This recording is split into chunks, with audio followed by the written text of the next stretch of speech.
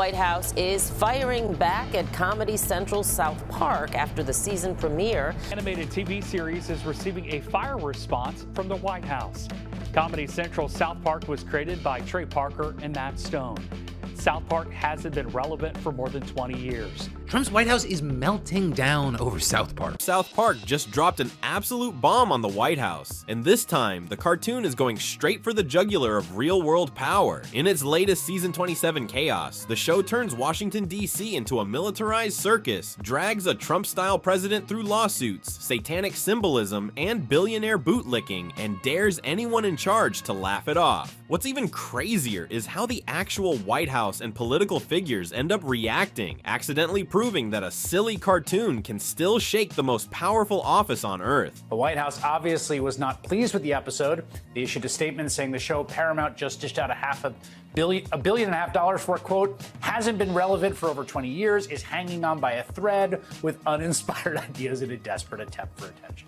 Alright, let's get into it, because South Park didn't just poke the White House. It drop-kicked it through a window. This whole mess blew up the second a cartoon, yes, a bunch of cardboard cutouts with noodle arms, managed to rattle the most powerful office on the planet, and the moment the White House fired back with that salty statement calling the show a desperate attempt to stay relevant, that's when everyone watching went, oh, South Park struck a nerve. Agreement is with Paramount.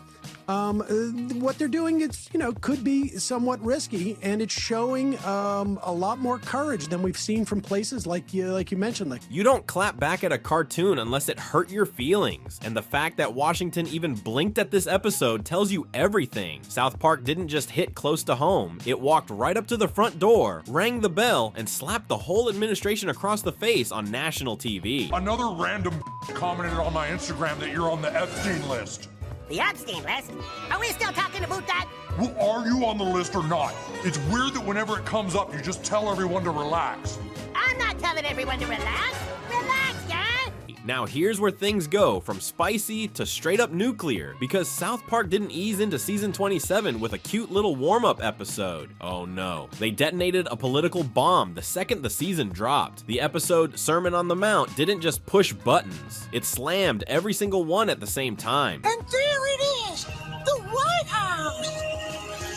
The vibe was so unhinged, so unapologetically chaotic, that Washington suddenly started looking like the calm, reasonable one in comparison. South Park basically kicked open the doors and said, hey America, let's see how much insanity you can handle before your government starts sweating. And spoiler alert, they started sweating fast. The plot of the episode, short version, is that Trump has sued the town and a settlement is reached, and part of that settlement is the town has to produce pro-Trump TV ads.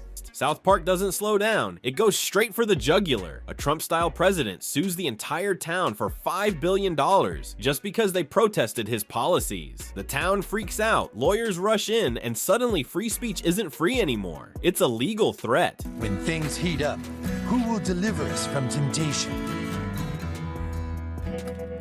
Donald J. Trump.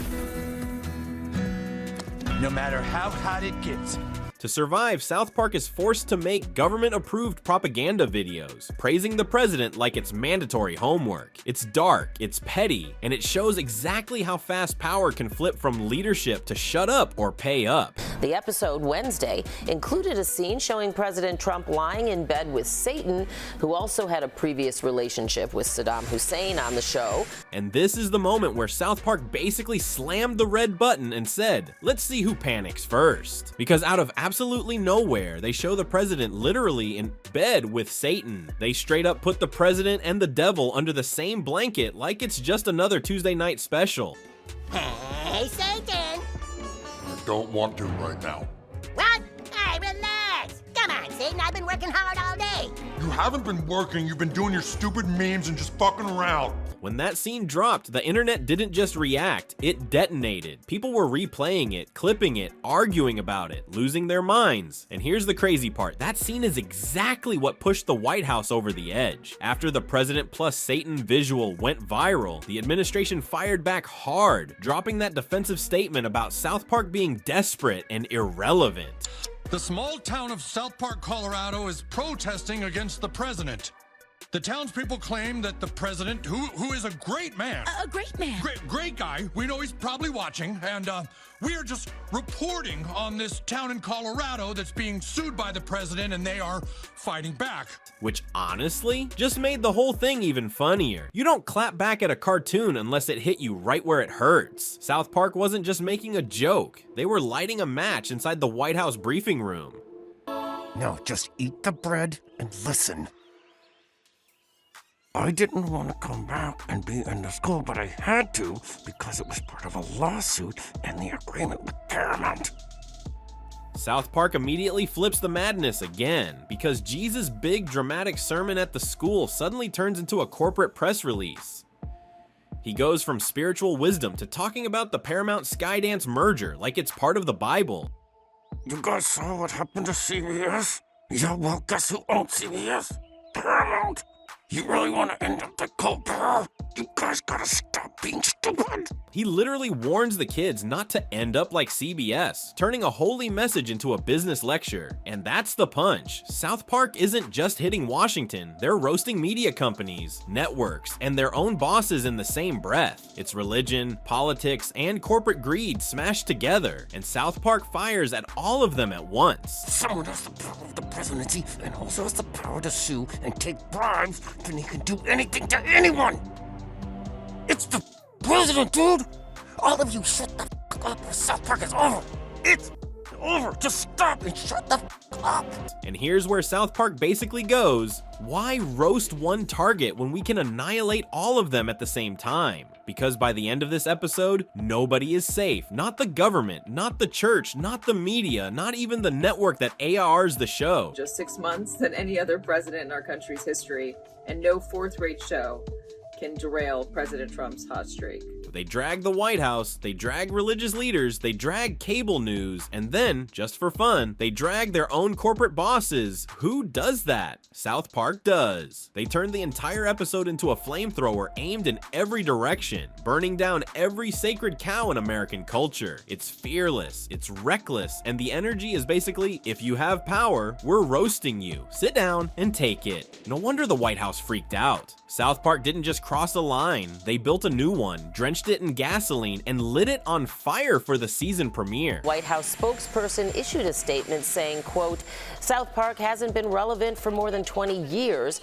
going on to say the show is hanging on by a thread by uninspired ideas in an attempt for attention.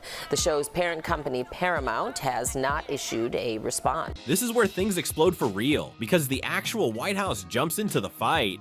After that wild episode went viral, a spokesperson named Taylor Rogers fired off a statement calling South Park a desperate attempt to stay relevant. Think about that, the most powerful office in America beefing with a cartoon. That alone tells you the episode hit way harder than they expected. And the tone, it didn't sound official at all. It sounded irritated, defensive, almost personal. 50 new episodes over the next 5 years. And right after they signed that, like 2 days after they signed it, they went on the air with this episode.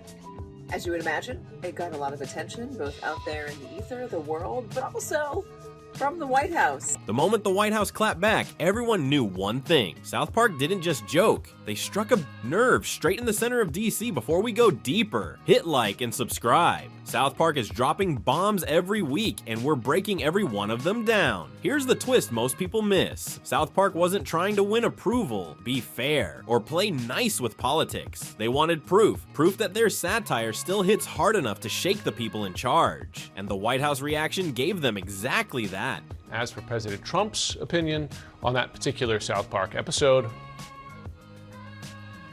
I've never watched South Park. I don't know anything about South Park. I never watched it. South Park. The moment Washington snapped back, it confirmed everything Trey Parker and Matt Stone were aiming for. A cartoon with cutout characters can still rattle real power. South Park didn't need praise. They needed a reaction, and the White House delivered it on a silver platter. the creators had this to say about that first episode. Did you anticipate the reaction today? Have you been following it? What do you make of this? We're terribly sorry. After the White House fired back, Trey Parker and Matt Stone didn't flinch. They dropped the coldest response imaginable. "We're terribly sorry."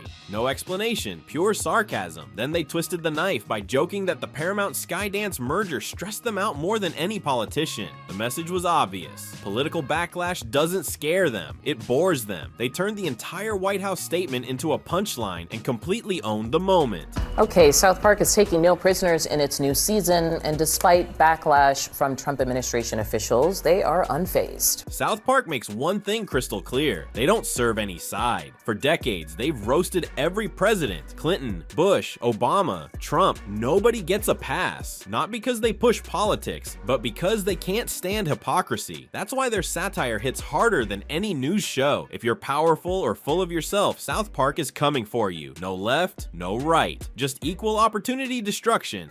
It's so lazy to just constantly make fun of women for how they look. Only the liberals and the extremists do that.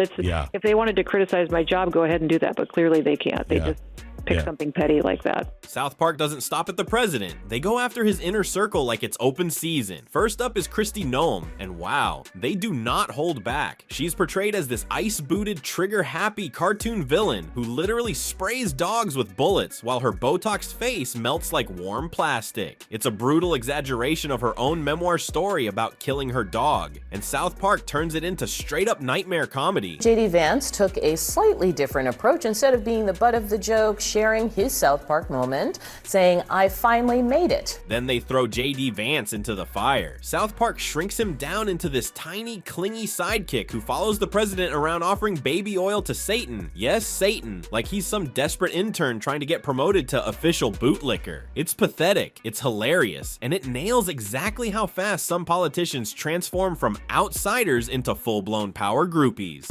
We're just here to assist in any way we can. That's what Homeland Security does. Be sure to like and subscribe, guys. We've got Oh, no. This is not your content. Everyone like and subscribe to the Department of War. And just when you think they're done, South Park swings again, this time at Pete Hegseth. They roast his non-stop obsession with online media, portraying him as a guy who practically lives inside the algorithm. He's glued to screens, swiping through outrage, acting like every meme is breaking national security news. It's South Park pointing out how some commentators get so addicted to digital noise, they start treating Twitter trends like gospel. South Park has been getting record ratings. They got 6 million cross-platform viewers for the premiere episode. It's the highest share, in fact, in 25 years. And here's the part the White House definitely didn't see coming. The moment they clapped back at South Park, the show's numbers exploded. Instead of killing the hype, Washington basically handed them free promotion. Paramount Plus reported a massive 40% spike in viewership, and South Park shot straight to the top of trending charts across multiple countries. One of the reasons they don't care, they just signed a deal for $1.5 billion to make sure that the cartoon, like the one that came out last week, will be in the place where you can watch it in the United States and around the world.